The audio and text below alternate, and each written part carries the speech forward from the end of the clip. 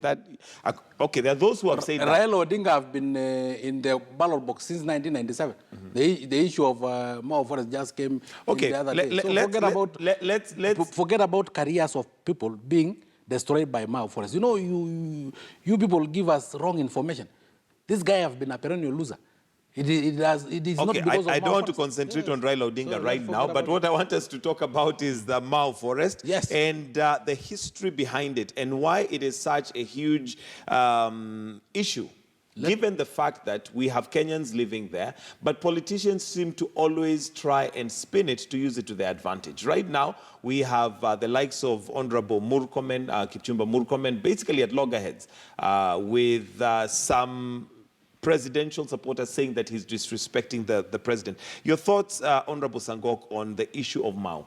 First of all, Mau is not about an individual. It's not about a community. It's not about a tribe. It's not about Raila. It's not about Ruto or Uhuru.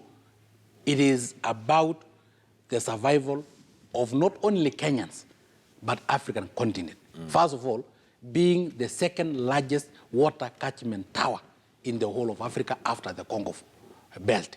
Again, 60% of the waters of Lake Victoria emanates from Mau. From Mau. Meaning, a sizable percentage of the waters of River Nile are indirectly from Mau.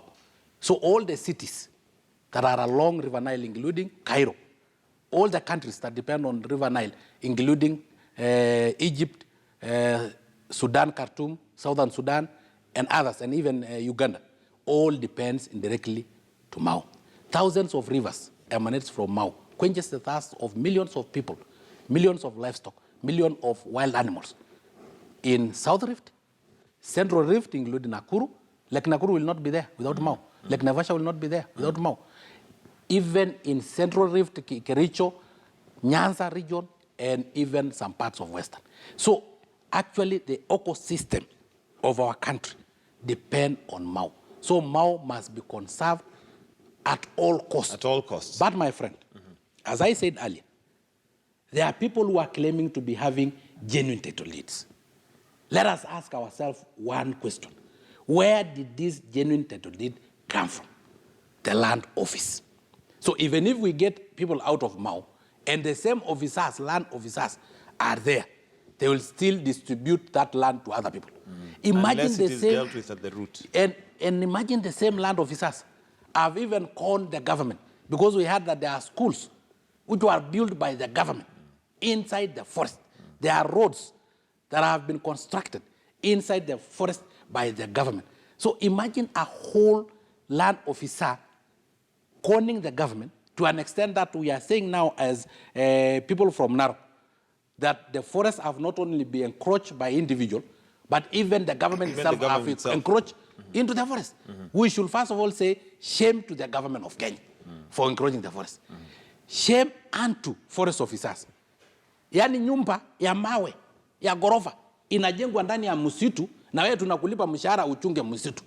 Unataka kuniambia huu kuona? You have never seen that gorofa being constructed. Evidently, there's that school being constructed. Where is the forest officers? Where are they? And that's why they should actually all be sacked. Because now we are solving a problem caused by those we are paying with our taxes to take care of that. Because if I'm paid to take care of animals, and then I come in the evening, one animal is missing, another one is missing the following day, I should be sacked. Now our part of our Mau forest, thousands of acres, are missing, and we are paying forest officers to take care of that forest. Kwani nyumba ya mawe, nyumba ya gorofa ilijengwa aje? Shule mzima. Professor Wajakoya, unfortunately, politicians seem to use the Mau forest to their own advantage for one reason or the other, but it must be resolved. And like Honourable Sangok has said, it is a matter of, it's not about a community, it's not about individual, it's not about a tribe, it is about the ecosystem of Kenya, not just Kenya, the whole of East Africa and Africa as a whole. What do you see as the possible solution that needs to be done without necessarily politicizing the whole exercise? First of all, the politicians who have been making a lot of noise, including Murkomen, who is a lawyer, ought to have gone to court to stop the whole transaction for conviction, evicting, and come up with some kind of, to let the court come out with some measures, because those people who are being evicted are Kenyans. And number two, Kenyans, under Article 1, donate these powers to various arms of government. We have 3, now we have 4.